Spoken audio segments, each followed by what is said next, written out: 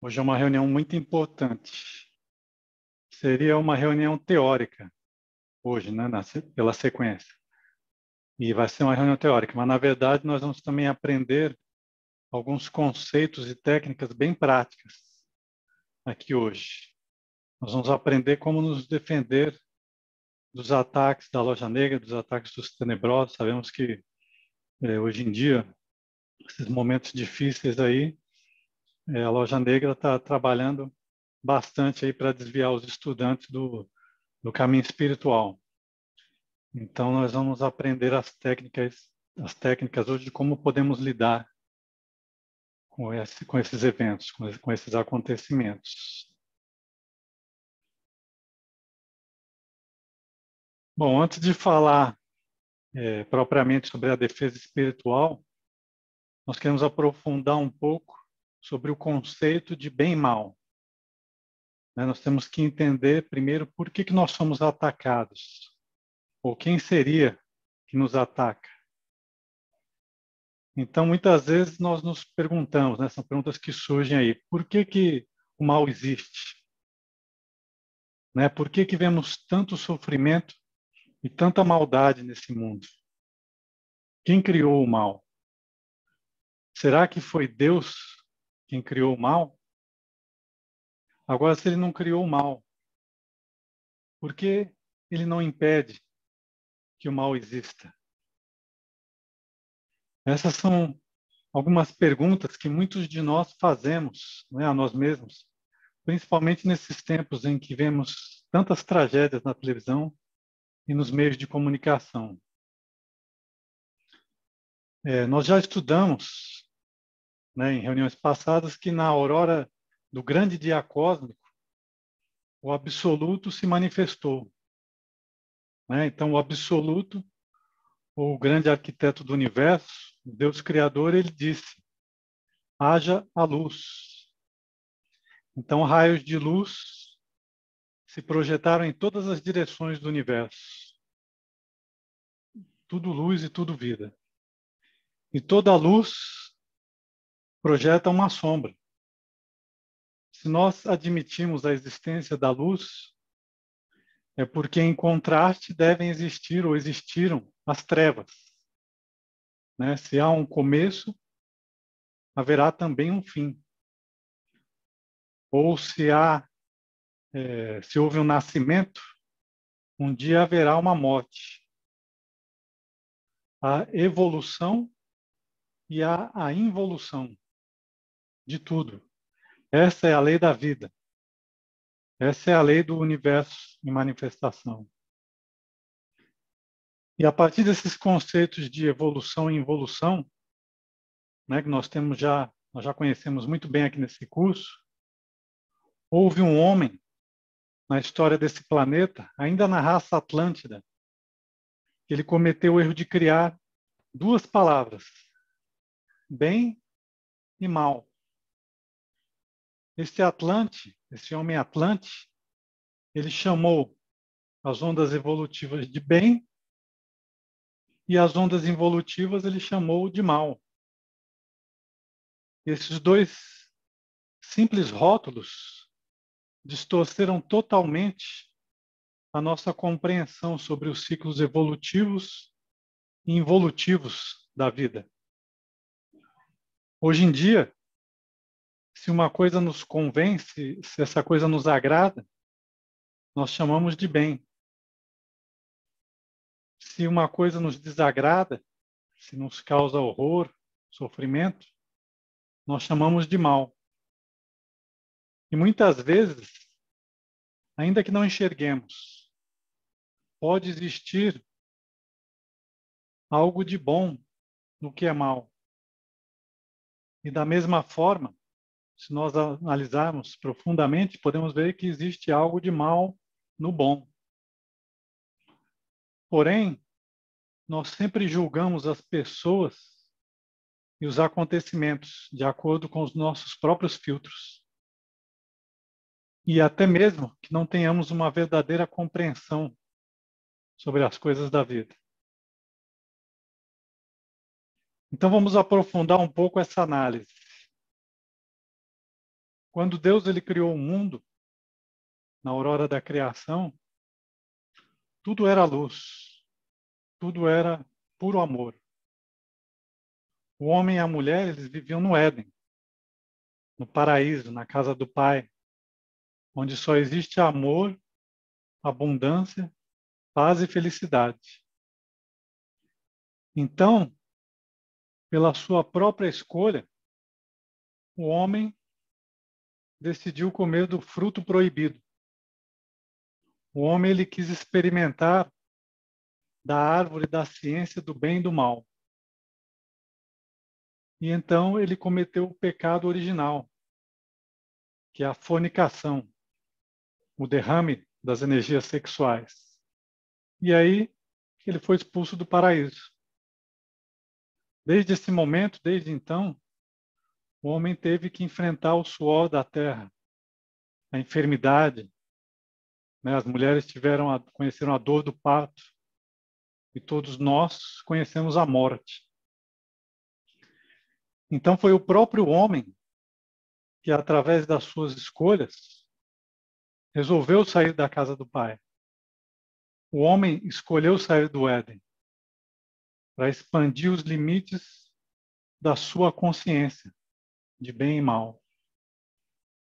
O homem ele quis explorar os limites inferiores da vida e do universo.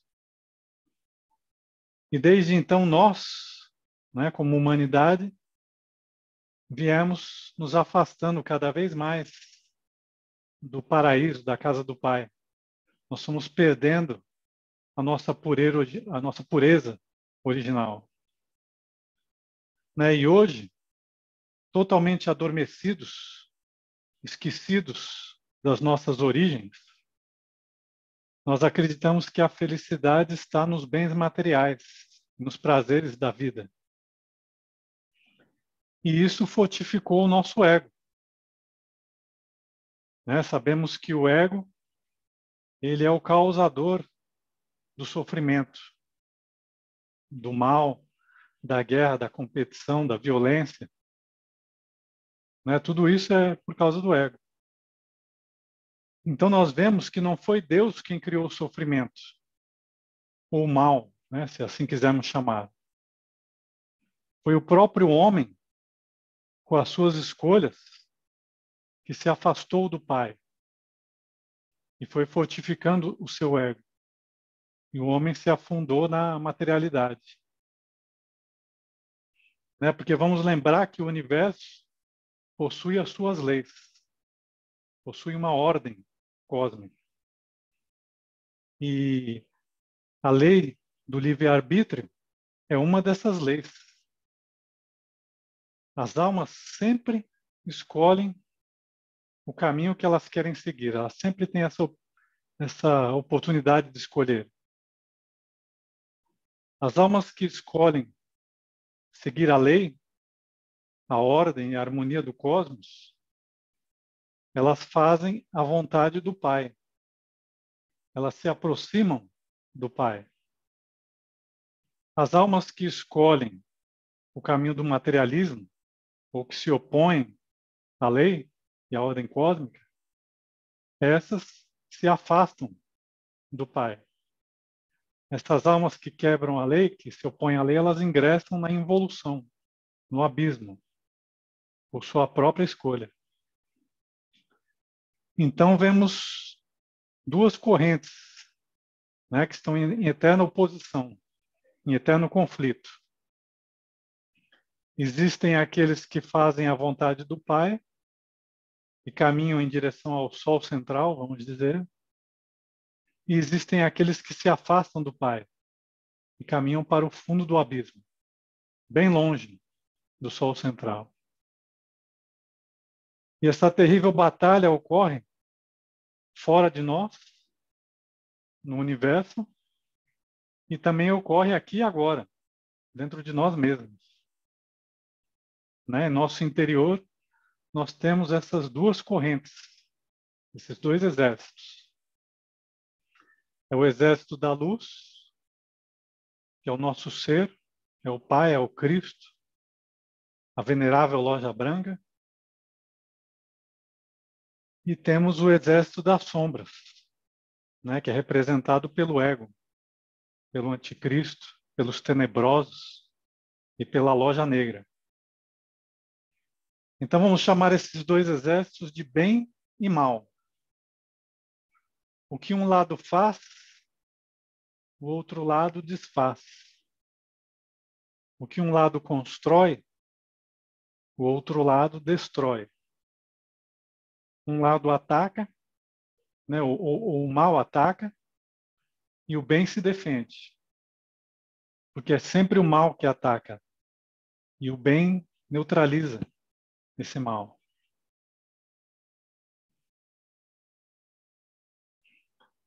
Então a venerável loja branca, né, o exército do Cristo, trabalha incansavelmente para salvar a humanidade, para livrar as almas do seu sofrimento.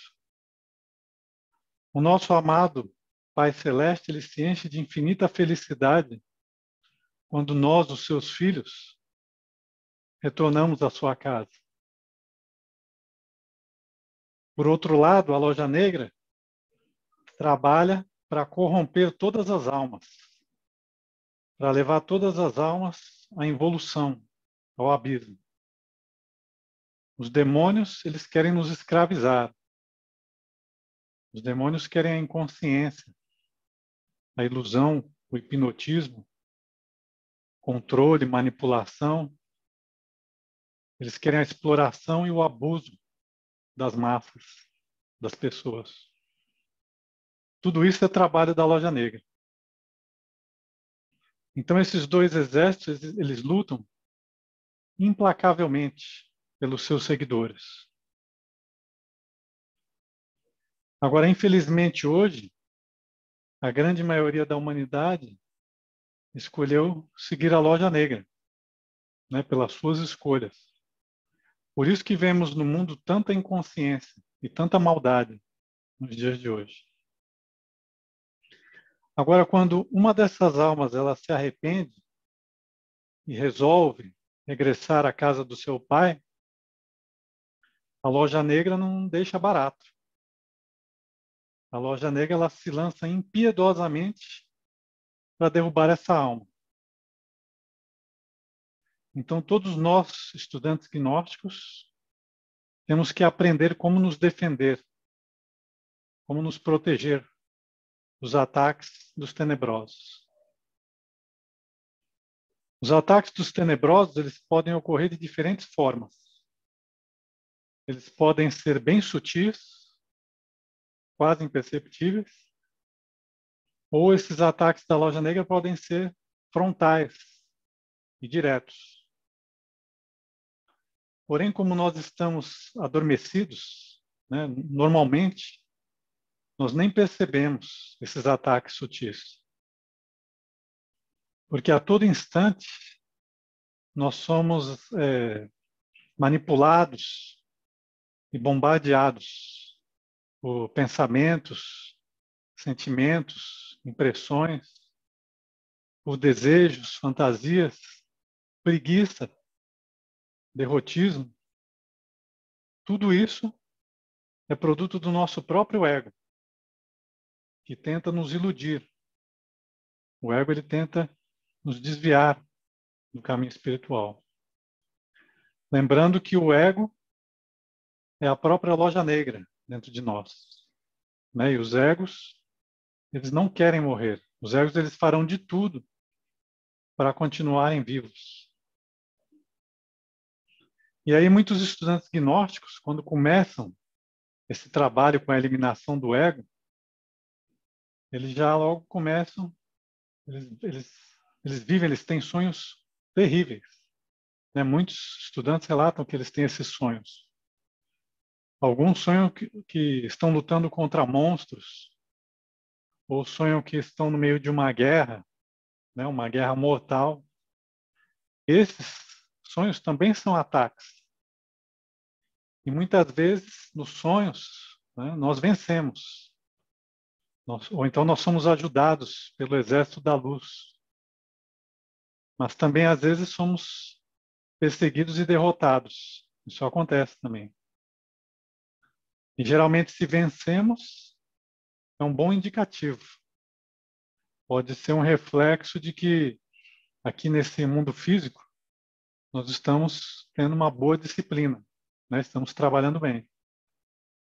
Em contrapartida, se perdemos, né? Somos perseguidos, se perdemos nos sonhos, isso pode significar que temos que reforçar nossa autoobservação, porque em algum aspecto nós podemos estar alimentando esses egos, fortificando eles. Então esses sonhos eles são muito importantes, né? Os sonhos eles são um excelente reflexo, podemos dizer, de como anda o nosso trabalho espiritual. E a nossa divina também, nossa mãe divina, ela sempre nos mostra através de sonhos alguns aspectos que nós devemos trabalhar ou de como estamos fazendo esse trabalho.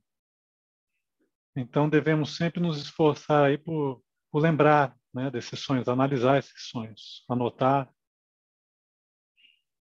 Agora nós também sofremos muitos ataques no mundo astral. Quer estejamos conscientes ou inconscientes, né? Esses ataques são uma realidade. As bruxas, os magos negros, os tenebrosos, eles tentam de todas as formas roubar as nossas energias, a nossa energia sexual. Sejamos nós casados ou solteiros. Isso geralmente acontece através de sonhos eróticos, né? O estudante, ele está adormecido, inconsciente, e ele se deixa seduzir por essas entidades de aparência feminina, né, ou masculina. E o estudante ele pensa que é um sonho, mas na verdade são magos negros roubando a sua energia. E aí o estudante ele acorda, né, no meio da noite tendo um orgasmo, uma ejaculação. E aí já é tarde demais. Às vezes o estudante nem se lembra do sonho, mas ele acorda e percebe que teve uma queda sexual. Essas são as chamadas poluições noturnas, quando perdemos energia sexual durante a noite, né, dormindo. Quase todos os estudantes gnósticos, né, principalmente os mais jovens e solteiros, eles passam por isso, eles têm que se disciplinar muito, né? Todos passamos por isso. E temos que nos disciplinar muito para evitarmos esse tipo de quedas sexuais. E as práticas que nós aprendemos de pranayama, elas podem ajudar bastante a evitar essas quedas. Existem ainda no astral os ataques diretos, né, em que os magos negros eles partem para cima dos estudantes, atacam diretamente. E esses ataques eles podem causar perda de energia, eles podem causar dores físicas, né, envenenamentos, enfermidades físicas, algumas feridas nos corpos espirituais. Felizmente, né, felizmente, cada um de nós temos a nossa Divina Mãe, que ela luta com todas as armas para nos proteger desses ataques, né? Agora, nós também devemos fazer a nossa parte, temos que aprender as conjurações, as técnicas de defesa, nós já vamos ver daqui a pouco, e que essas técnicas, essas conjurações nos ajudam a repelir, né, a afastar esses magos negros no astral.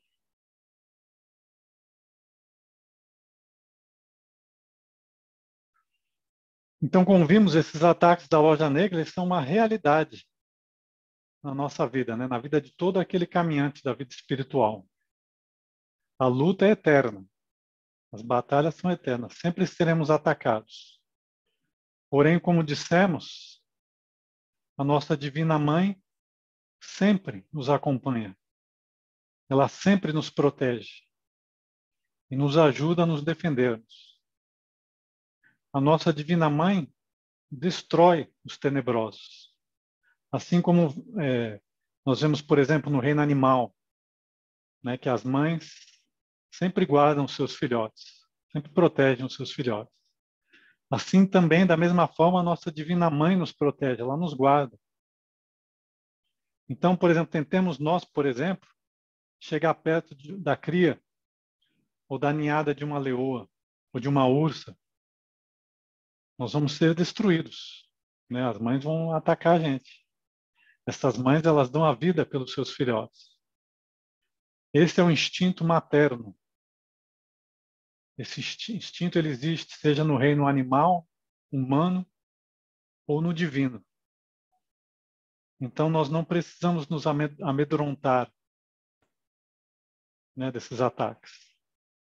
O que precisamos fazer, sim, é nos aproximarmos cada vez mais da nossa Divina Mãe, através da oração, da mística, da devoção, porque isso eleva a nossa vibração.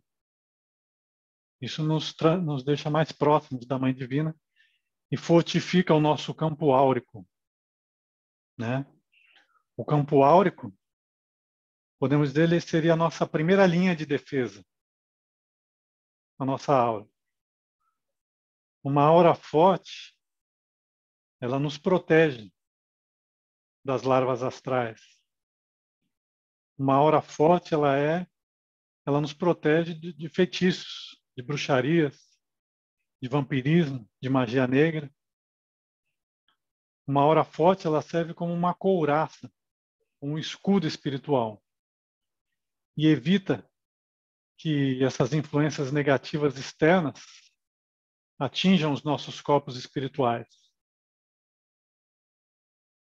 Agora poderíamos perguntar como fortalecer o nosso campo áurico? Como eu posso melhorar a minha defesa áurica? Isso é justamente o que nós temos falado durante todo esse nosso curso. Né? Primeiramente, como falamos aqui, a mística, a devoção e as orações, para nos conectarmos com o ser. Devemos estar orando todos os dias.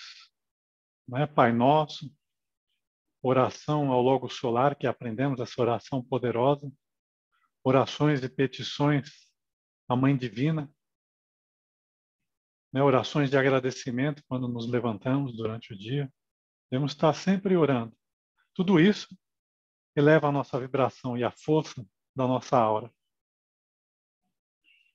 Devemos também manter a autoobservação e praticar a conduta reta.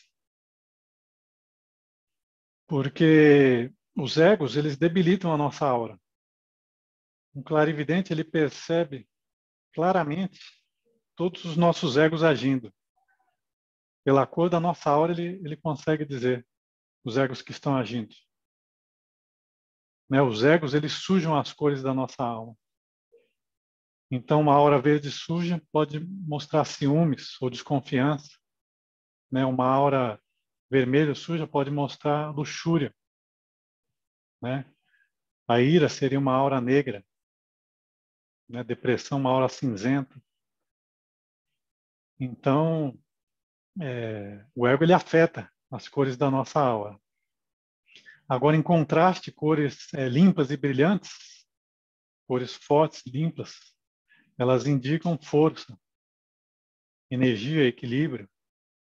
Né? Se tivermos aí foco, lucidez, consciência, isso aí reflete na nossa aura. A aura fica forte, brilhante.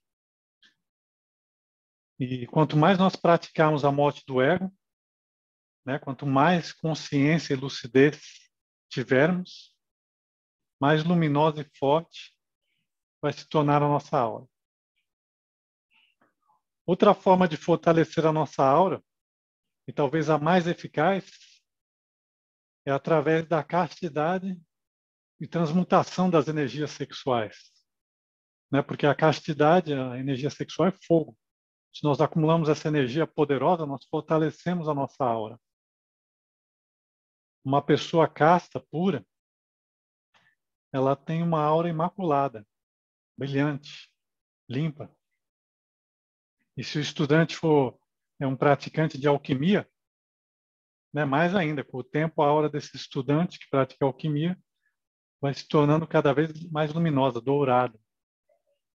Isso já indica que o estudante já está fabricando os seus corpos solares, né? Os corpos astrais, mental, causal. E esses corpos também começam a melhorar a nossa aura, né? Aumentar o poder da nossa aura. Por exemplo, um iniciado, um mestre de mistérios maiores, ele tem a sua aura totalmente revestida de ouro. E a aura de um mestre ela é impenetrável. Ela pode alcançar quilômetros de distância. Bem, de qualquer forma, quando trabalhamos com a castidade e a energia e a transmutação dessas energias sexuais, nós acumulamos fogo sexual, né? Isso também nos ajuda. Só esse fogo que nós acumulamos já ajuda a afugentar muitos tenebrosos. Eles nem aguentam chegar perto. Então, a castidade é a maior proteção que nós temos. Por isso que a castidade ela é fundamental nesse caminho. E sempre vamos repetir. A castidade, junto com a santidade, é tudo. É tudo no caminho da iniciação.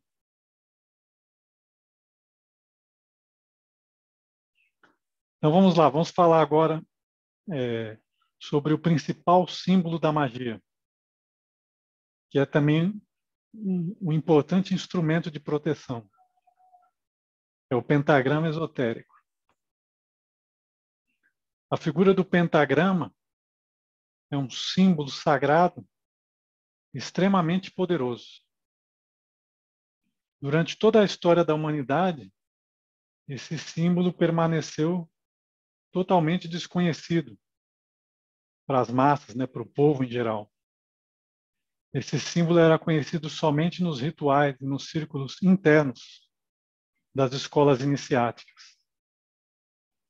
O primeiro ocultista, talvez o primeiro ocultista que revelou esse símbolo publicamente foi Eliphas Levi. Na metade do século XIX ele viveu. Eliphas Levi ele foi um grande iniciado, ele foi um mestre nas artes da magia. Agora, infelizmente, o símbolo do pentagrama tem sofrido muita profanação. E hoje em dia, quando pesquisamos esse símbolo na internet, já podemos ver diversas alterações nele. Então, pessoas adicionam elementos que não têm nada a ver com a simbologia original do pentagrama. E alguns, talvez até por descuido, né, sem intenção, às vezes, por equívoco, eles alteram algumas dessas letras hebraicas, né, essas letras que vemos escritas aqui na estrela. Esse pentagrama que colocamos aqui na tela, ele contém fielmente todos os símbolos e a grafia correta das palavras em hebraico. Então fica um alerta, né, para que sejamos aí cuidadosos com a origem do pentagrama. Se caso baixarmos pela internet ou comprarmos um pentagrama, vamos analisar os detalhes desse símbolo para termos certeza que estamos adquirindo o símbolo certo, o pentagrama certo, sem alteração. Em síntese, né, esse pentagrama, o pentagrama esotérico, ele é o símbolo do homem autorrealizado. É o símbolo do homem que se uniu ao seu Deus Pai. O pentagrama representa o mestre, o verdadeiro mago, que domina a si mesmo e que tem o poder sobre toda a criação. O pentagrama dessa forma, né, que está sendo mostrado aqui na tela, ele representa, perdão. O pentagrama dessa forma que está mostrando aqui estamos mostrando aqui na tela, ele representa a magia branca. Ele é o símbolo da magia branca. Ele representa a força, poder que aterroriza os magos negros. todos os magos negros, eles fogem aterrorizados diante dessa imagem do pentagrama. Agora, quando essa estrela, a mesma estrela, ela é invertida, ou seja, colocada de cabeça para baixo, ela representa o homem em queda, o homem em direção ao abismo. A estrela invertida também se assemelha ao bode, né? O bode satânico, ou Bafometo. Então, o pentagrama invertido é o símbolo da magia negra. E dessa forma, invertido, ele atrai os demônios e as forças do mal. Então, temos que ficar atentos a isso também. Bem, se quiséssemos analisar ou estudar todos esses detalhes do pentagrama, todos esses símbolos que vemos aqui, precisaríamos de uma reunião inteira, né? 1 hora mais ou menos. Então, nós vamos comentar aqui resumidamente, ou descrever cada símbolo da estrela, né? Resumidamente, só para termos uma ideia. Então, começando pelo lado de fora, né? Ao redor da estrela, nós temos a palavra tetragramaton. Esse é um mantra. É um mantra sagrado que representa a divina trindade emanada de Ain Sof. Ain Sof é o raio, primeiro raio, né, acima da Cabala de Keter, ainda acima de Keter. Então, Ain Sof, Keter, Chokmah e Binah. Esse é o tetragramaton. Os números no topo da imagem, né, vemos esses números aí, eles são representações da matemática sagrada. Os números na 7ª dimensão, eles são entidades vivas. São inteligências, são consciências. Cada número ele possui a sua inteligência e a sua consciência na 7ª dimensão. Então, resumidamente, o número 1 e 2, que vemos aqui, representa os dois polos masculino e feminino. E o número 1, 2 e 3, do lado direito, eles representam a trindade, de novo. O copo, né, em cima do braço, à direita da imagem, representa o Santo Graal, o vaso de Hermes, que contém as nossas energias sexuais. Então, esse copo, esse vaso, ele deve estar sempre em pé, jamais deitado, apontando para baixo. E esse copo, ele também representa o órgão sexual feminino, o elemento receptor. A espada aos pés da estrela, né, que vemos aqui embaixo da estrela, essa espada, é o símbolo da vontade e do poder do mago. E também representa o órgão sexual masculino, né, o elemento masculino.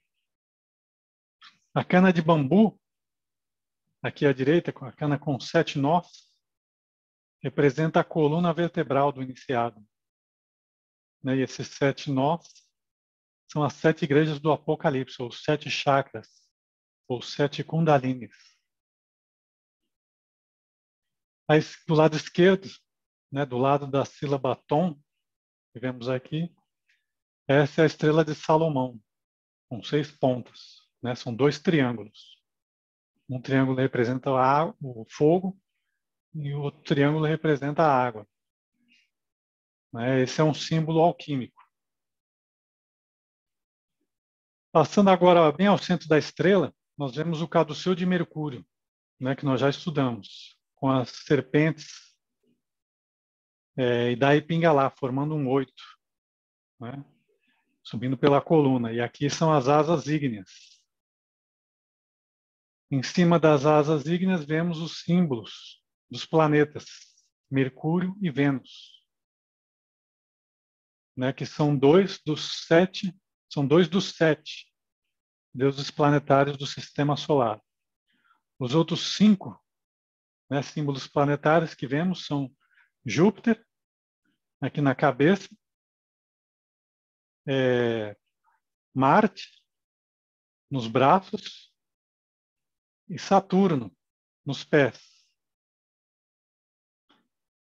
E ainda vemos aqui do lado esquerdo, né, perto do centro, vemos o símbolo do Sol, e do lado direito vemos o símbolo da Lua. Né? Então, esses seriam os símbolos dos 7 deuses planetários. Né? Se não sabemos, os 7 regentes, né, do sistema solar, os deuses planetários, são Gabriel, Rafael, Uriel, Micael, Samael, Zacariel e Orifiel. Né? Então, temos o símbolo desses 7 deuses estampados aqui no pentagrama. E ainda na cabeça da estrela, né, embaixo aqui do símbolo de Júpiter, nós vemos os olhos do espírito, que simbolizam a consciência desperta. Embaixo desses olhos, né, tem uma abertura aqui, uma boca, parece uma boca, é a letra, parece uma letra A, é a letra alfa maiúscula. E abaixo do caduceu de Mercúrio, aqui embaixo, vemos a letra ômega maiúscula, né? Então é o alfa e o ômega. Vamos lembrar, né? Eu sou o alfa e o ômega, né? O Deus. Então, em resumo, essa é a descrição de cada símbolo do pentagrama. Não em detalhes, mas demos aqui um resumo para poder ter uma ideia do simbolismo do pentagrama. Então, agora que já sabemos, já conhecemos o símbolo do pentagrama, vamos ver como podemos utilizar esse símbolo na prática, né, para a nossa própria proteção e defesa espiritual. Uma forma de utilizar o pentagrama é carregar ele conosco. Então, quem gosta de usar acessórios, né, pingentes, colares, anéis, pode fazer um pentagrama, ou comprar um pentagrama desses e carregar ele consigo. Ou podemos também ter um quadro, né, uma imagem do pentagrama na nossa casa, ou no nosso quarto de dormir. Podemos pendurar o pentagrama na parede, né, ou em cima da porta, seja aí na entrada do nosso quarto, né, por cima do batente do quarto, ali em cima, ou na entrada da casa. Isso ajuda, né, a proteger aquele ambiente. Isso fecha a passagem dos magos negros. Não vão entrar naquele ambiente se tiver um pentagrama. Agora, é lógico, tudo isso é muito pessoal, né? Carregar um pentagrama, né, seja como um acessório, ou colocar na nossa casa, isso não é obrigatório, né, na prática espiritual. Nós estamos apresentando essas técnicas para quem puder, ou para quem sentir a necessidade de carregar um pentagrama ou colocar na sua casa. Aí cada um faz de acordo com o seu sentimento, né, a necessidade que ele sinta ali. E até para quem não gosta ou prefere não usar nenhum acessório ou quadros, aí temos aqui a segunda opção. O estudante pode memorizar o mantra do pentagrama, o mantra da estrela flamígera, que é esse que colocamos aqui na tela em azul. Então, quando nós nos sentimos atacados, né, ou ameaçados pelas entidades tenebrosas, podemos pronunciar esse mantra. Né? Então, esse mantra se pronuncia assim: Klim Krishnaya, Govindaya, Gopijana, Valabhaya, Swaha. Né? Repetindo. Klim Krishnaya, Govindaya, Gopijana, Valabhaya, Swaha. Então, esse mantra ele pode ser usado tanto aqui no mundo físico, como também no mundo astral. E esse mantra que ele faz essas palavras, né, esse mantra, ele plasma a estrela de fogo, a estrela flamejante, instantaneamente no plano astral, no mundo astral. E assim, tudo que estiver ao nosso redor, tudo de ruim que estiver ao nosso redor, desaparece. Basta que pronunciemos esse mantra quantas vezes sentimos necessário. E todos os tenebrosos desaparecem da cena, não sobra ninguém. E uma outra forma também, se quisermos, podemos fazer o sinal da estrela microcósmica com o nosso próprio corpo físico. Né? Colocamos aqui a sequência. Podemos fazer esse sinal antes de fazer uma prática, né? Como forma de proteção. Ou então também podemos fazer esse sinal da estrela antes de dormir, né? Antes de deitar na cama. Isso aí ajudaria a fechar o corpo, né? Manter os tenebrosos longe. Então, na sequência, não sei se dá para ver aqui, depois podemos talvez mandar um vídeo para vocês. Né? Você começa aí com os braços e as pernas abertas, né? O número 1, vemos aí aqui na tela. Com os braços e pernas abertas, pronunciamos clean. E aí o número 2, colocamos os braços fechados para cima da cabeça. Né? Seria a ponta da estrela. E pronunciamos Krishnaya. Depois baixamos as mãos até os ombros e pronunciamos Govindaya. Depois esticamos os braços e pronunciamos Gopijana. E aí, à medida que baixamos o braço, cruzando pela nossa frente, né? O direito pelo esquerdo, pronunciamos Valabhaya. E terminamos com os dois braços cruzados, direito em cima do esquerdo, as mãos nos ombros, né? Uma posição de fechamento, pronunciando Swaha, né? E fechando as pernas. Então, repetindo, né? Com os braços abertos. Clean, Krishnaya, Govindaya, Gopijana, Valabhaya, Swaha. E depois, essa seria a estrela. Depois disso, nós fechamos um círculo mágico de proteção ao nosso redor. E aí, depois de fazer esse símbolo, esse mantra, fazemos o sinal da cruz, né? Colocamos o sinal da cruz gnóstico, colocamos a mão esquerda no plexo solar, no umbigo. E falamos em nome do Pai, do Filho e do Espírito Santo. Né? Quando falamos em nome do Pai, quando falamos Filho, o Filho, a mão direita desce até os órgãos sexuais, na altura dos órgãos sexuais. Né? Então é uma cruz longa, não desce somente até o peito. A mão direita desce da cabeça do pai até o filho, até os órgãos, a altura dos órgãos sexuais. E depois Espírito Santo.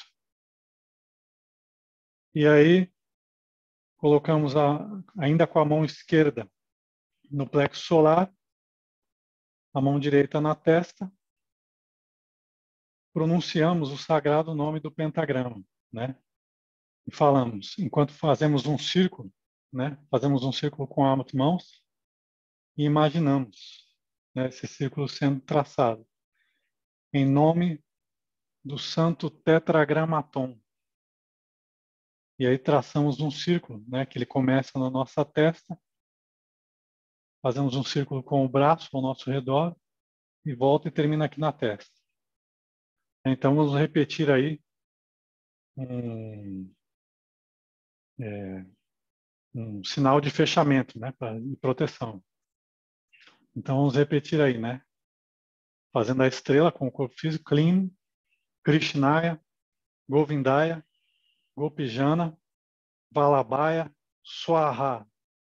Em nome do Pai, do Filho, do Espírito Santo, pelo Santo Tetragramaton. E aí voltamos a mão, cruzamos a mão no peito. E com esse símbolo, com esse sinal, nós estamos protegidos, né? Fechamos o corpo contra os ataques da loja negra. Depois, se tiver dúvida, aí podemos esclarecer.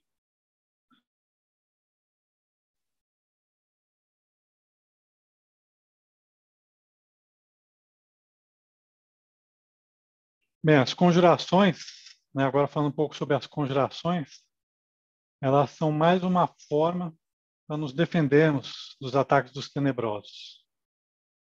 Essas conjurações, elas podem ser em forma de orações, invocações ou mantras.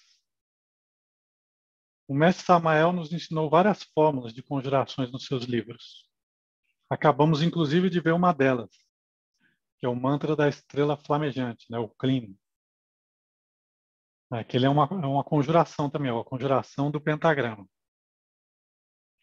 Agora vamos ver aqui mais duas conjurações que nós podemos memorizar e pronunciar quando tivermos necessidade. Então, a primeira delas seria a conjuração de Belilim. Essa conjuração ela foi ensinada ao mestre Samael diretamente pelo anjo Arosh. O anjo Arosh que ensinou essa conjuração nos mundos internos para o mestre Samael. E essa conjuração é um canto mântrico para a nossa defesa aí contra os tenebrosos. Agora nós podemos também cantar essa conjuração antes de dormir, né? Ou também para purificar, sentimos que o ambiente ao nosso redor está pesado, também podemos cantar essa conjuração. Então essa conjuração de Belilim ela deve ser cantada assim, né? Colocamos os braços, né, como mostramos aí, que é aquela posição egípcia, né, das múmias egípcias, o direito em cima do esquerdo. Colocamos os braços cruzados sobre o peito e cantamos, né? Fechamos os olhos e cantamos, né? Então, eu vou repetir aqui. Belilim, Belilim, Belilim, ânfora de salvação, quisera estar junto a ti. O materialismo não tem forças junto a mim. Belilim, Belilim, Belilim, Belilim, Belilim, Belilim, ânfora de salvação, quisera estar junto a ti. O materialismo não tem força junto a mim. Belilim, Belilim, Belilim, Belilim, Belilim, Belilim, ânfora de salvação, quisera estar junto a ti. O materialismo não tem forças junto a mim. Belilim, Belilim, Belilim. Então repetimos 3 vezes, né? Devemos repetir 3 vezes a conjuração do Belilim.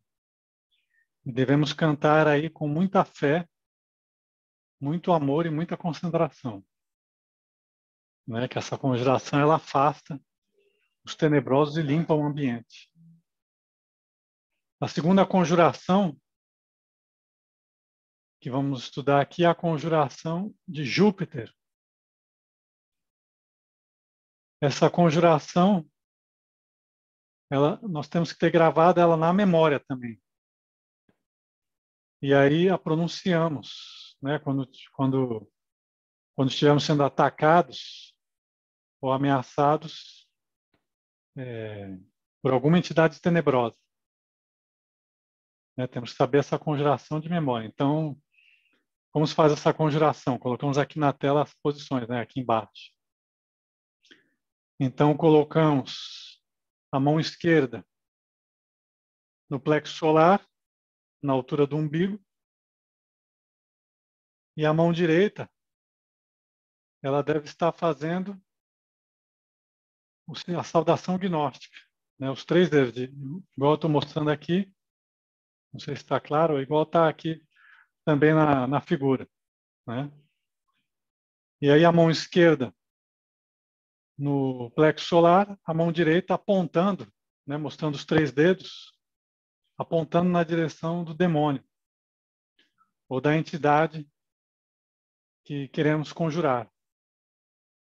E aí pronunciamos, né, aponta os dedos e pronunciamos.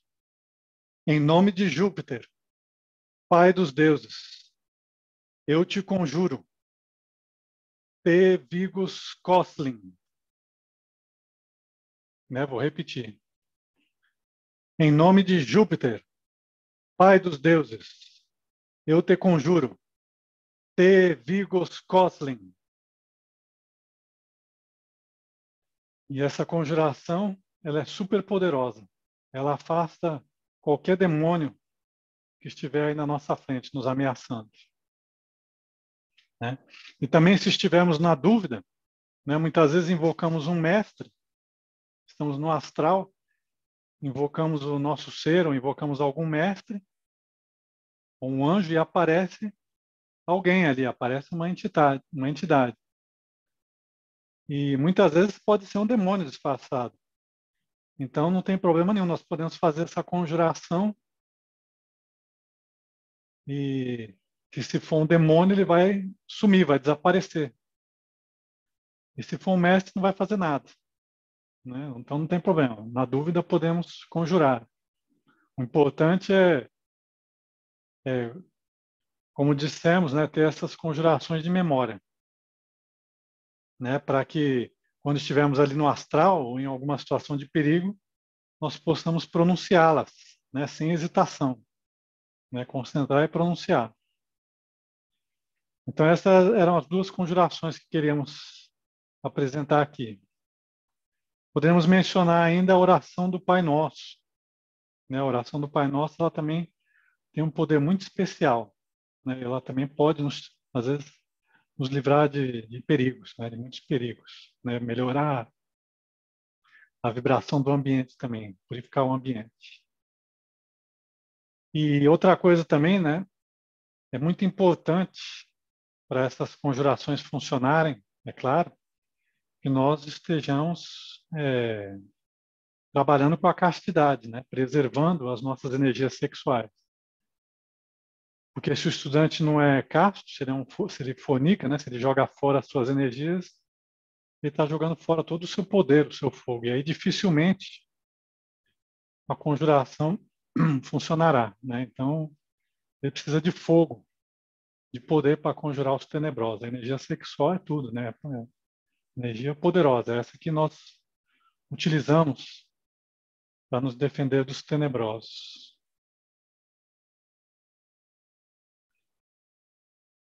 Bem, além de todos os cuidados, né, das conjurações e das medidas de proteção que nós mencionamos aí até agora, não podemos esquecer ainda de algo importante, né, de algo muito importante, que é a limpeza da nossa casa, né, ou do nosso ambiente onde nós vivemos. Então, é a limpeza astral, né? Assim como nós limpamos a nossa casa fisicamente, nós também devemos nos preocupar com a limpeza astral do ambiente em que vivemos, né, ou que estamos. Bem, na verdade, a primeira coisa que deveríamos fazer, essa deveria ser a primeira coisa que devemos fazer quando nós mudamos, né, para uma casa, que seria limpar o ambiente astral dessa casa, até antes de mudar uma casa. Lógico, não podemos esquecer também da parte física, né? Estamos falando da parte astral, mas a limpeza da parte física também nem precisaríamos falar, mas temos que fazer uma boa faxina, né? A casa, devemos remover lixo, pó, entulho, mofo, mau cheiro, O lar de um estudante gnóstico deve estar sempre limpo e asseado, né? Esse é o começo. Começa com a limpeza física. E depois seria a limpeza astral, né? Então, toda a casa, todos os móveis, roupas, carros, elas acumulam resíduos energéticos. Não só energéticos, mas também astrais, mentais, dos habitantes ali, dos usuários desses objetos, né? E não importa quem morava nessa casa anteriormente. Em quase toda a casa e toda a família, sempre há conflitos, brigas entre os egos ali, os habitantes da casa. Às vezes pessoas falam palavrões, né? Às vezes as pessoas se masturbam ali, derramam as suas energias, fazem sexo. Naquele quarto, às vezes até com parceiros diferentes, cometem adultério, né, nos quartos onde dormem. Então essas casas, elas possuem, elas acumulam, né, os resíduos, as energias dos seus habitantes. Porque todos nós, né, todas as pessoas, nós deixamos nossos resíduos nesses locais, né, por onde não só moramos, também passamos também. E nesses ambientes, principalmente em casa, assim, ficam larvas astrais, né, também chamados alguns nomes diferentes, né, vários tipos de entidades, larvas astrais, dragões, fantasmas, íncubos, súcubos, né, e outras coisas aí horríveis. E nós, quando nos mudamos para essa casa, né, para uma casa, nós devemos fazer aí urgentemente uma limpeza astral em todos os ambientes dessa casa aí. Então, como se faz isso, né? Podemos limpar o ambiente astral de qualquer casa, de qualquer lugar, fazendo defumação com enxofre por 9 dias. Né? E na prática, como se faz isso? Né? Como se faz defumação com enxofre? Enxofre, talvez já saibam, para quem não sabe, o enxofre ele é um pozinho amarelo. Né? Um pozinho amarelo que a gente compra aí, normalmente em farmácias de manipulação, a gente encontra pó de enxofre. Enxofre puro, enxofre amarelo. Né? E aí usamos esse pó para fazer a defumação. Então, como que funciona aí? Nós colocamos aqui as instruções, depois vamos disponibilizar isso no Facebook. No Facebook não, perdão, no YouTube, para vocês reverem ali se tiver dúvida, quiserem repetir. Então, pegamos uma vasilhazinha, né, uma panela, que não tiver uma vasilha de ferro assim, pequenininha, pode usar até uma frigideira pequena e colocar um carvão, né, o disco de carvão. Esses discos de carvão a gente compra também aí, essas lojas de velas, essas coisas. E aí acendemos esse disco de carvão. Né? Acendemos aqui e depois que estiver aceso, ou se não tiver disco de carvão, pode usar também qualquer carvão ali que consiga fazer pegar fogo. Né? Carvão vegetal. E aí quando estiver aceso em brasa ali, viva, aí pega uma colherzinha, pequenininha, uma colher de café, com esse enxofre e joga em cima do carvão aceso, da brasa. E ali esse enxofre vai começar a queimar. Vai sair uma fumaça e um fogo azul. Né? O enxofre é amarelo, mas quando ele está queimando, ele fica azul, é um fogo azul, bem azul. E aí carregamos essa vasilha, essa panelinha, pela casa, pelos ambientes que queremos purificar, limpar as larvas. Ao mesmo tempo que cantamos a conjuração do Belilim. Então andamos pela casa carregando esse defumador, né? E cantando a conjuração do Belilim por toda a casa. Ou pode ser também a oração do Pai Nosso. Não tem problema não.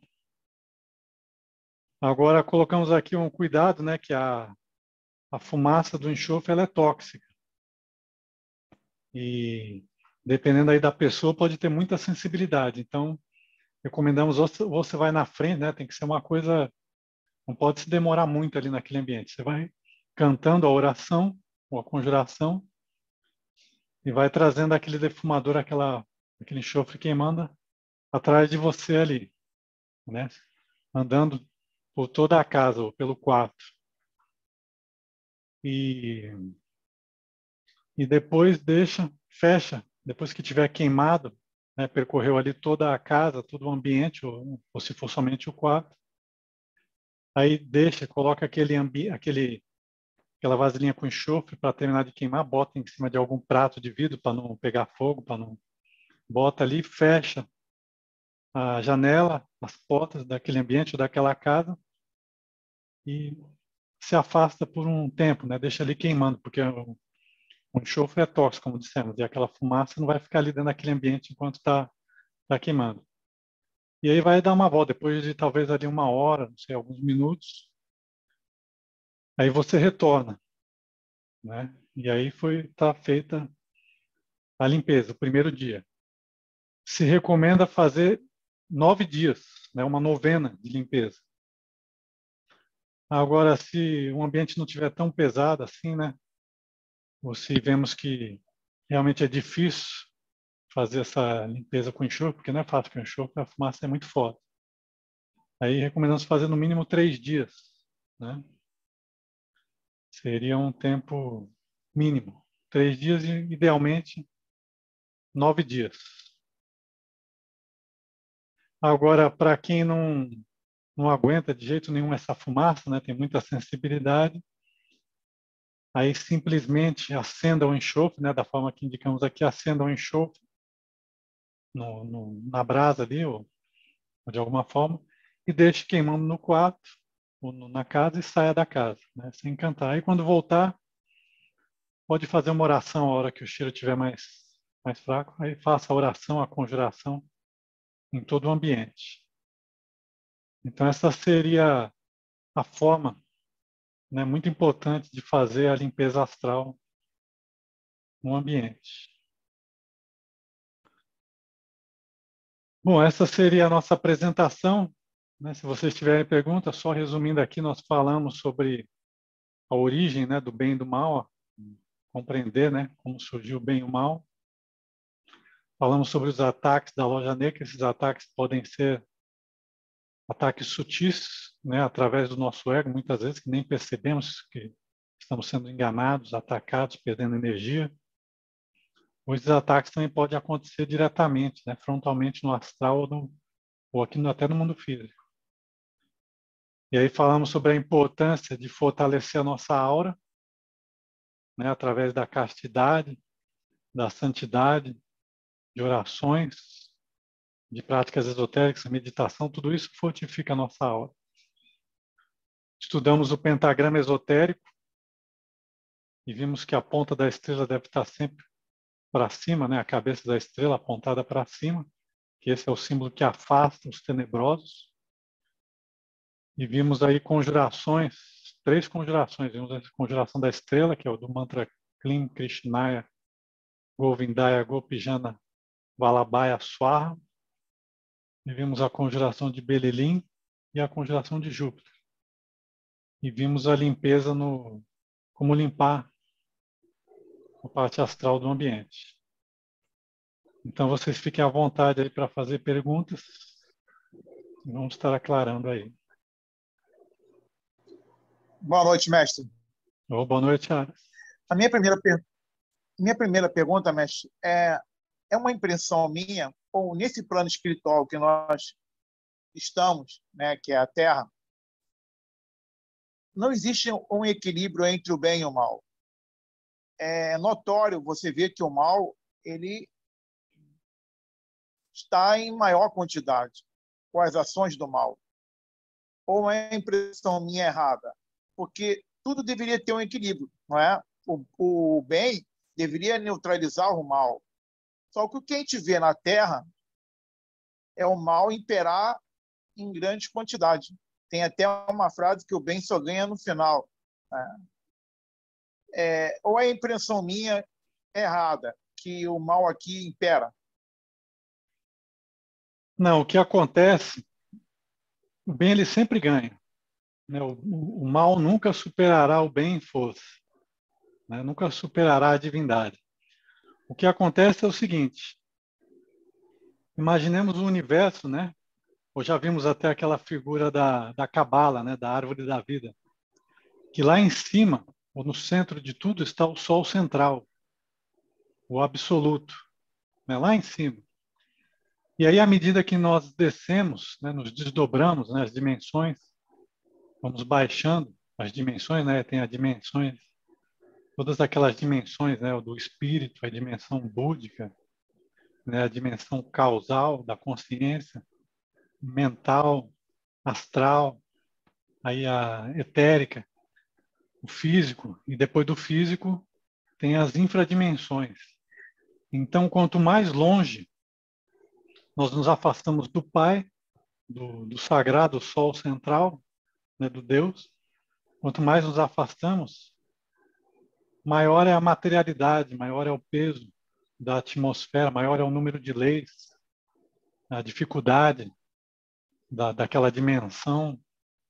Então, nós estamos aqui no mundo físico, que é a última, é a árvore mais baixa, a esfera mais baixa da árvore cabalística, né? Malkuth. Nós estamos na 10ª esfera Malkuth.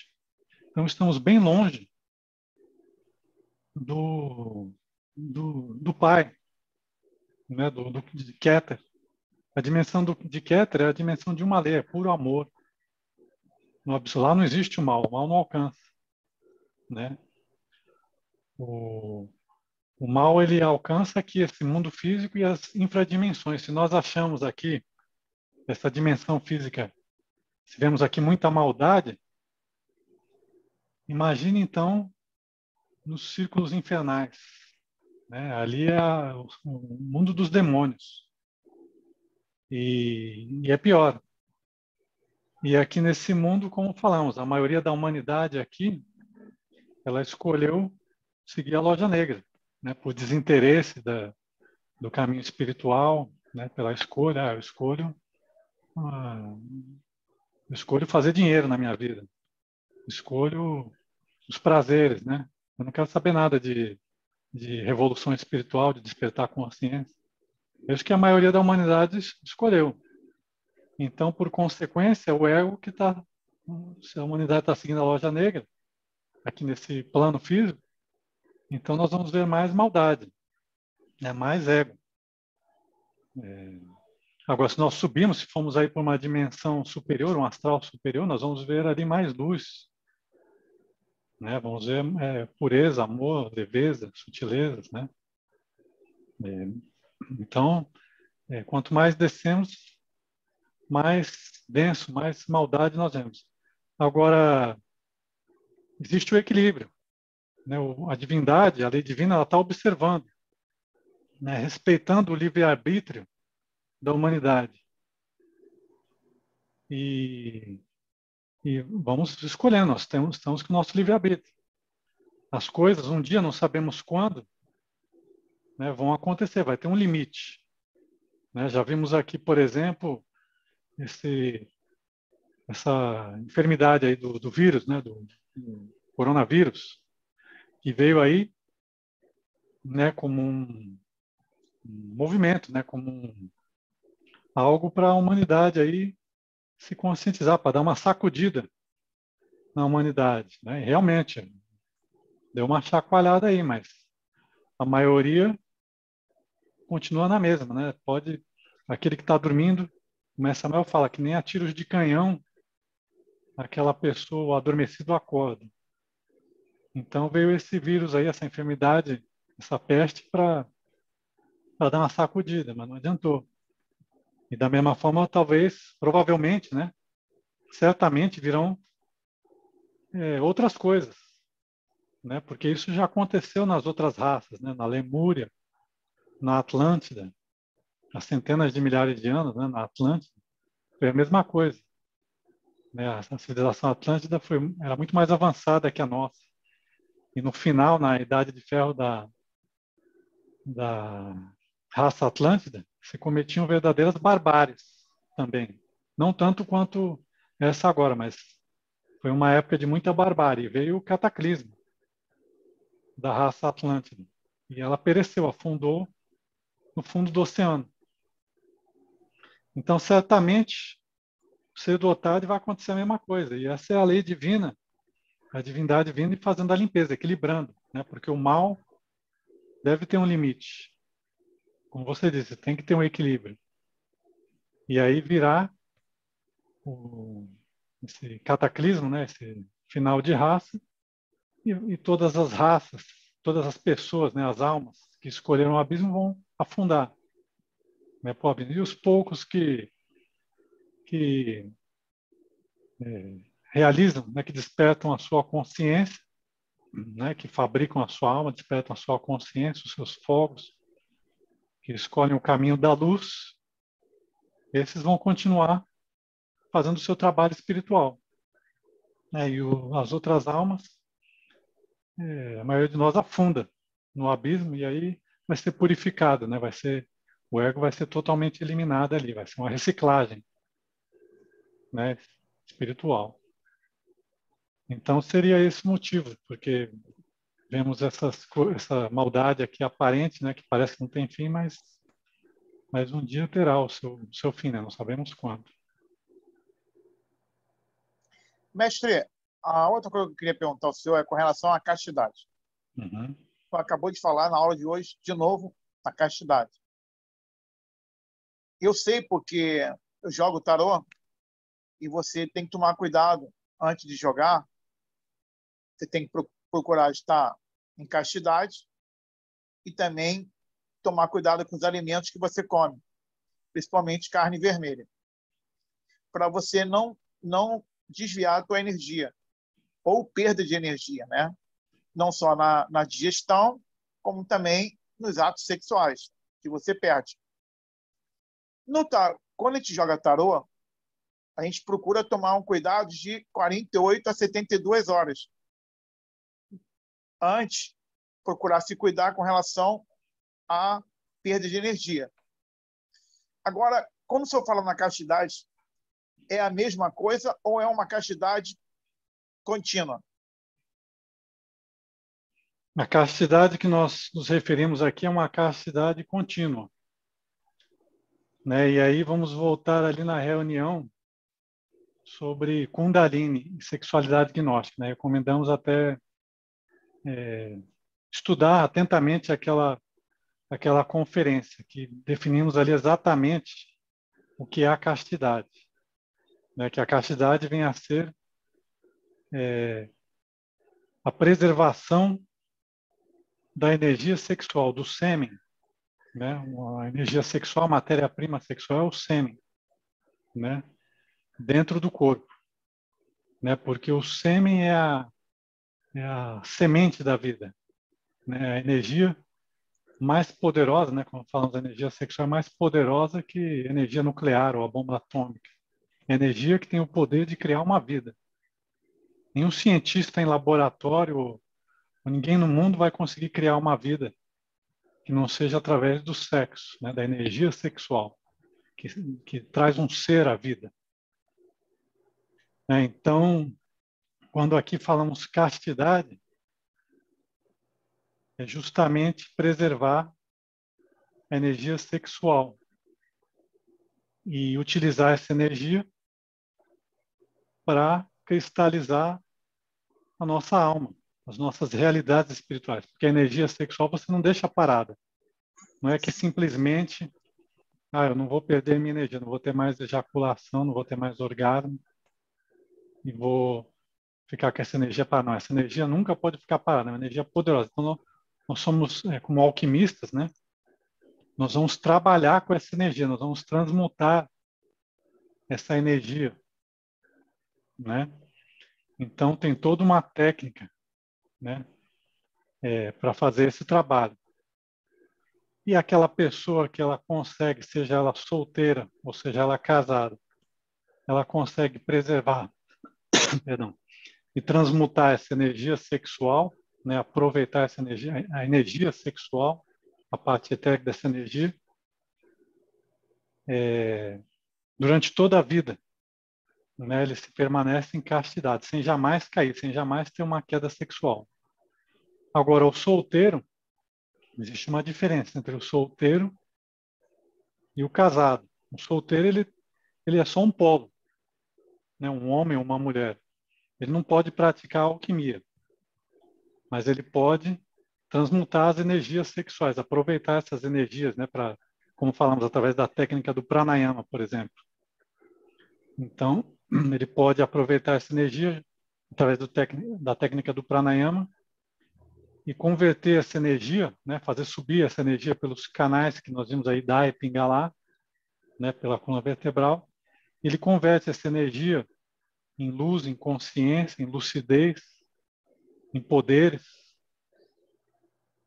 né, em saúde, vitalidade,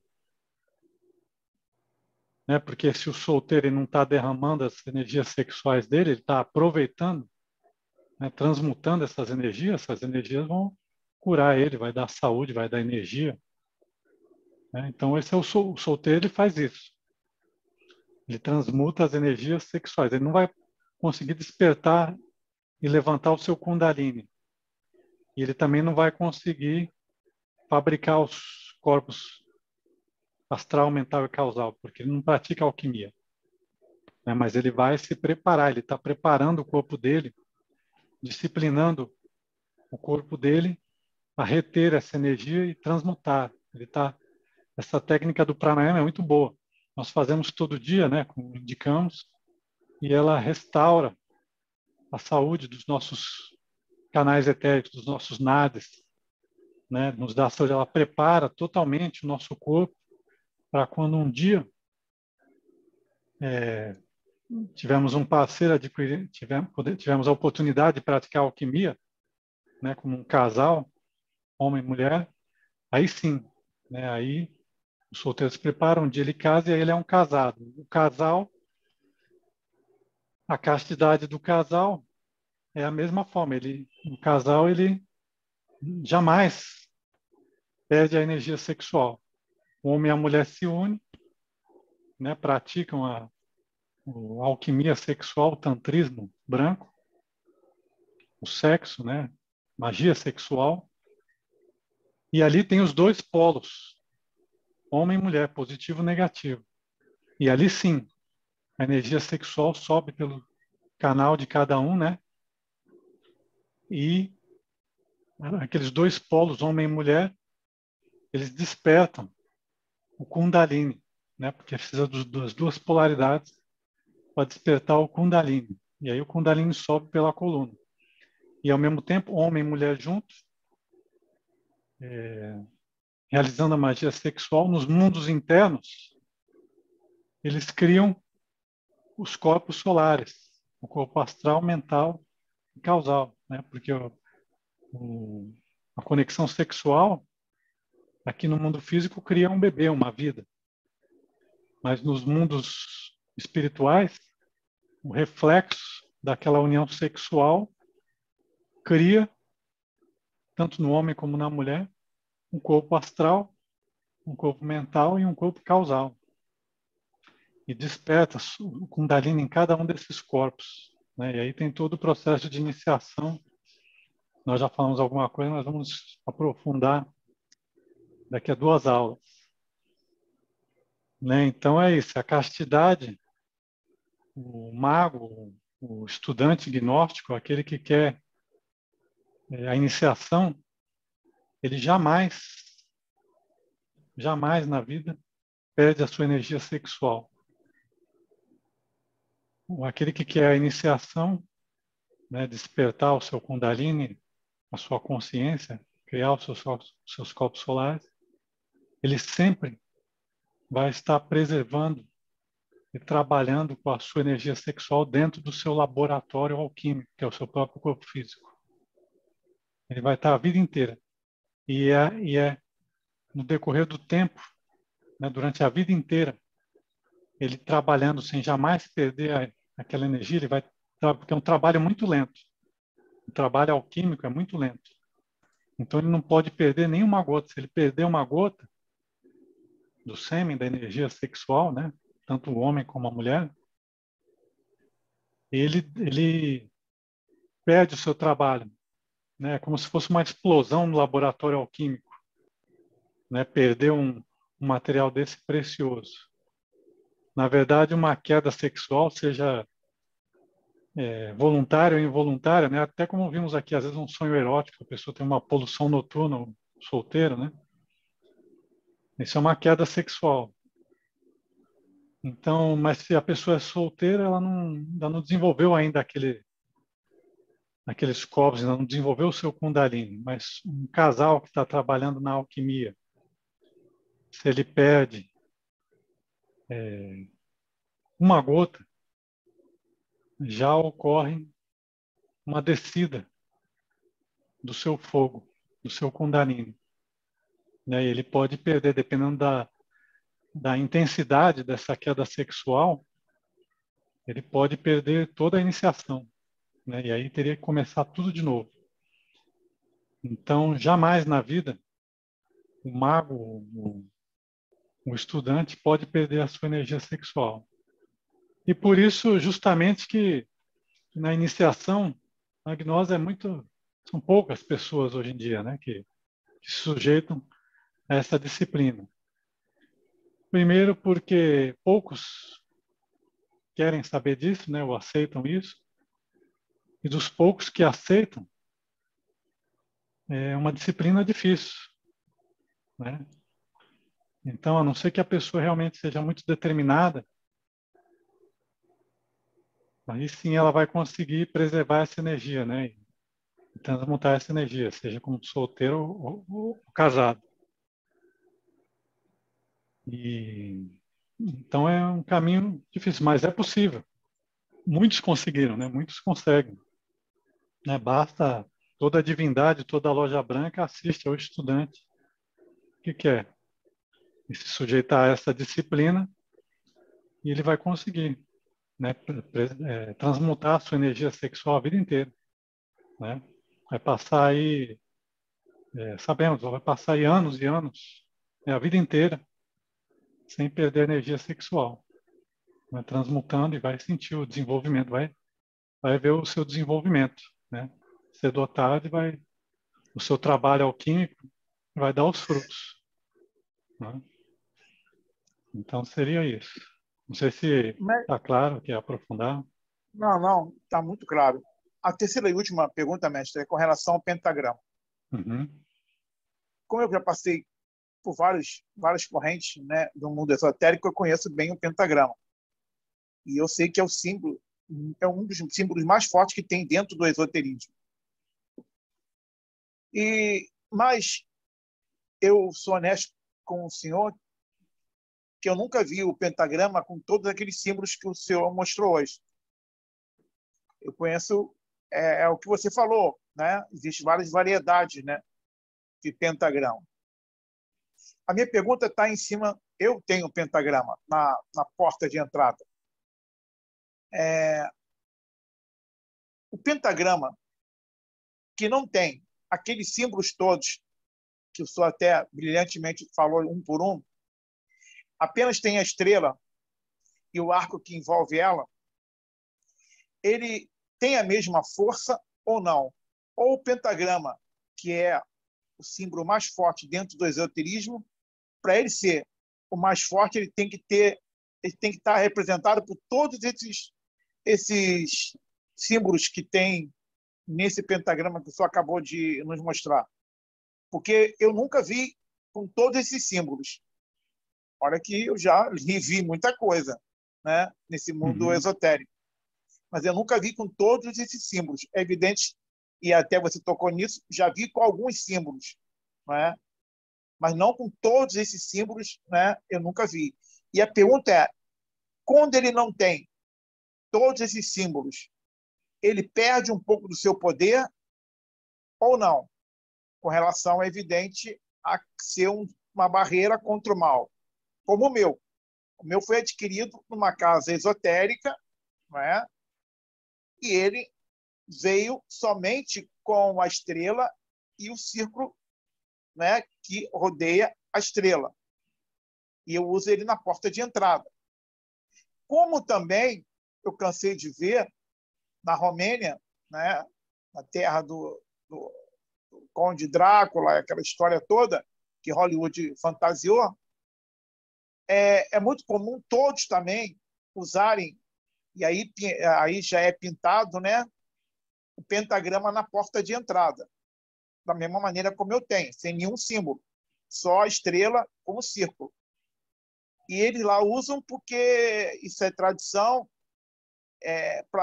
porque é o único símbolo que consegue impedir, segundo a tradição deles, cultural, tá?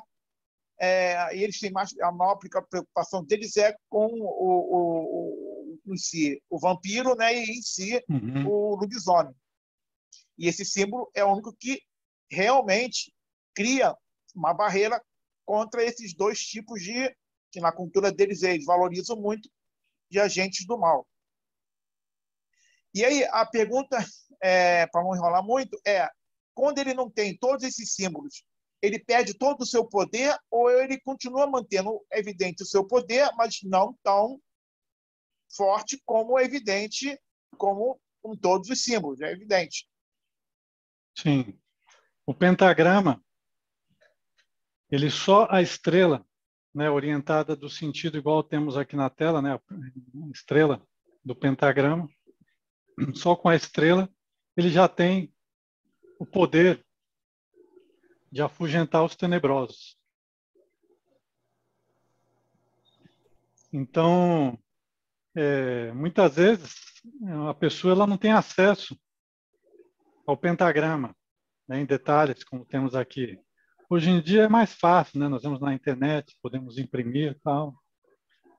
Mas na história não, é difícil ter um pentagrama assim. Então, até alguns rituais mágicos, ou até o mestre Samael fala, né, nos seus livros, que uma das formas de proteger a casa é desenhar um pentagrama com carvão, né, no umbral da porta, com a estrela. Desenhar a estrela de 5 pontos no umbral da porta, só tomando cuidado dos pés da estrela ficarem apontados para fora, para a saída, né? Ou para baixo. E a ponta da estrela cabeça ficar apontando para dentro do ambiente, né? Ou para cima. E aí fecha a passagem dos magos negros. Então tem o mesmo efeito, certo? O desenho. Agora, lógico, dependendo dos rituais, do rigor, né, do ritual que se vai praticar, é interessante ter todos os símbolos, né, do pentagrama. Mas mais vale ali a pessoa, né, o mago, do que o fato do pentagrama ter todos os símbolos, né? Mais vale ali o poder, a castidade do mago, né, o domínio que ele tem sobre ele mesmo, né? Por exemplo, você tem uma casa, você quer proteger a casa. Aí, se é o pentagrama que você tem, você colocou ali na porta, tudo bem, né? Vai defender. E aí você trabalha ali, você preserva a sua castidade, você faz tudo que você puder, né, para ter uma conduta reta e tal, vai proteger. Agora você pode ter um pentagrama completo na sua casa, né, por exemplo. E se não se tem uma disciplina, né, que condiz a magia, ao pentagrama, então ali talvez no pentagrama pode estar ali na porta com todos os detalhes, mas quem está ali dentro vai atrair coisas negativas, né? Então é isso. Então, realmente, não importa, né? Agora, o que se importa é que o pentagrama, tendo os detalhes, né, que sejam detalhes exatos, né? Porque aí tem mais eficácia. Porque vemos aí muitos pentagramas, às vezes até em grupos gnósticos, né, que A pessoa às vezes tem um detalhezinho, né? Uma letra, às vezes, que está diferente. E funciona, né? Também funciona, porque dissemos, depende mais do mago, da pessoa, do que do símbolo em si. Mas devemos procurar, quando formos, perdão, utilizar o símbolo, usar o mais possível, mais exato possível. Tomar esse cuidado. Agora, se não tem, pode usar estrela, né? Às vezes não temos estrela nenhuma, fazemos a estrela com corpo físico, como dissemos, né? Às vezes, Sim. no vidro da nossa casa, podemos fazer um desenho ali da estrela de 5 pontas, né? No sentido correto, né? Traçar uma estrela ali, com o dedo, com fogo. Então, não importa. Realmente, o importante é a orientação dessa estrela aí, tá? Com a cabeça a ponta para cima e os pés para baixo, que aí representa a magia branca, é um símbolo, né? Mestre, o espelho, ele é um outro, é um portal, não é? A Rosa Cruz, ela ensina até você, pelo espelho, enxergar o seu mentor, seu anjo da guarda. É, tem todo um trabalho para chegar a esse ponto. Mas, com relação a um símbolo, contos tenebrosos, tem uma corrente esotérica que recomenda que a gente use, e eu também uso, um espelho na entrada da porta, como se ele repelisse todo o mal que os tenebrosos possam estar enviando, magias, né?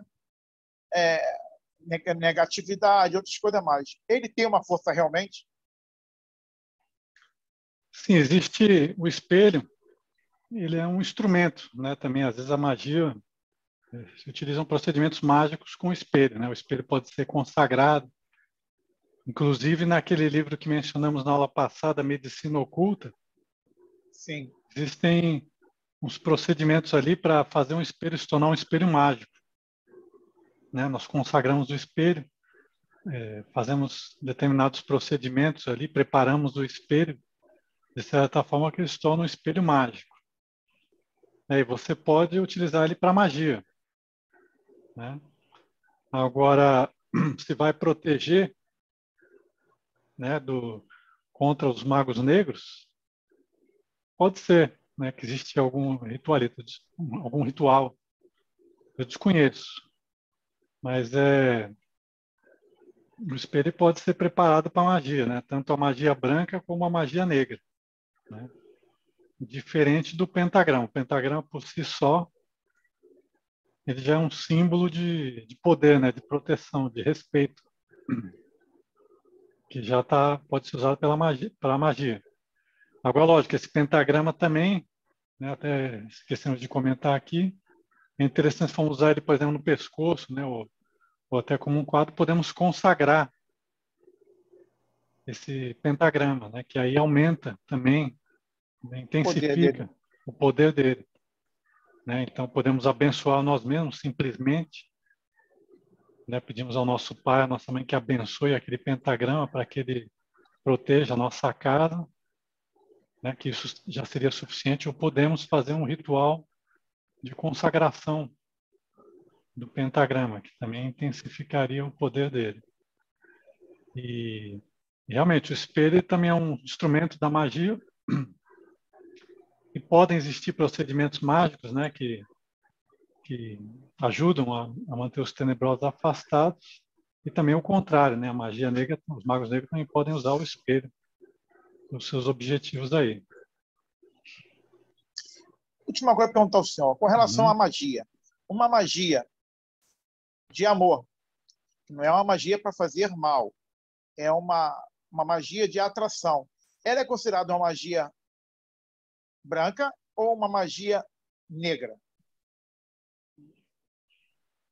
Toda magia que tenta manipular a vontade das pessoas, né, ou forçar elas para algo que elas não concordem, né, é uma magia negra.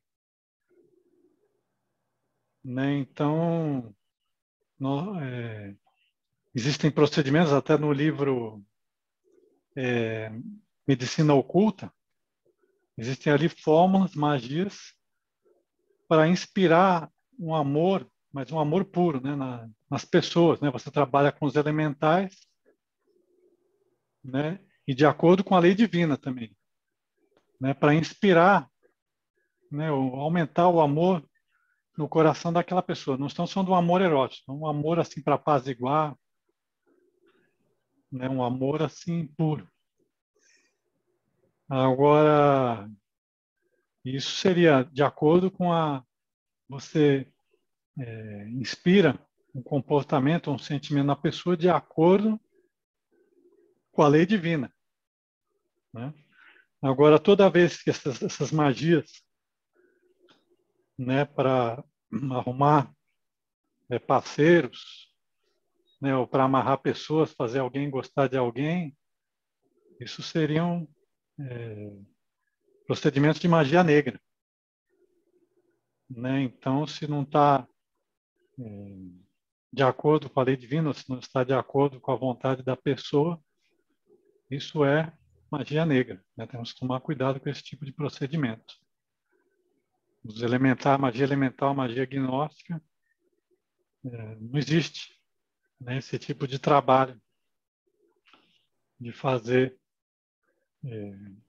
trazer pessoas, né, para gostarem de alguém, para se apaixonarem por alguém, ou para segurar relacionamento, né? O que podemos sim, né? Se, por exemplo, vamos dizer que queiramos um parceiro, né? O que o homem queira uma parceira, né, para trabalhar, para realizar o trabalho espiritual, e a mulher queira um homem, né, um parceiro para trabalhar na alquimia sexual. Aí nós podemos pedir a lei divina, né, a nossa mãe divina e a lei divina, ao Senhor Anubis, que nos envie, né, um parceiro adequado, né, de acordo com a vontade da nossa mãe, do nosso pai. E se eles assim verem que o pedido é válido, que faz parte, né, que nós temos méritos, eles vão enviar um parceiro, né, para nós. Isso podemos fazer. Não fazer uma magia, perdão, não fazer uma magia para atrair De determinada atração. pessoa, né? Sim, Seria uma magia de atração. isso é magia negra. Magia negra.